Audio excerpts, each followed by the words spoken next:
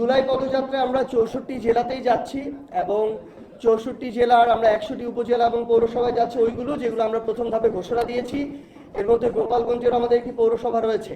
দেখুন, আমরা গোপালগঞ্জ আমাদের বাংলাদেশের একটি অন্যতম একটি জেলা এবং আমরা মনে করি যে সেখানে যারা রয়েছেন আমাদের সেই ভাই বোনেরাও আমাদের এই বাংলাদেশটাকে আমাদের কাঙ্ক্ষিত জায়গায় দেখতে চায়। সেখানকারও এমন অনেক ভাই বোন রয়েছেন যারা আমাদের এই জুলাই সক্রিয়ভাবে অংশগ্রহণ করেছেন। তো আমরা এইভাবে একটা জেলাকে আলাদাভাবে একটা কর্নার করা, আমরা এই প্রক্রিয়াটাতে যেতে চাই না যেটা এর আগে ছিল।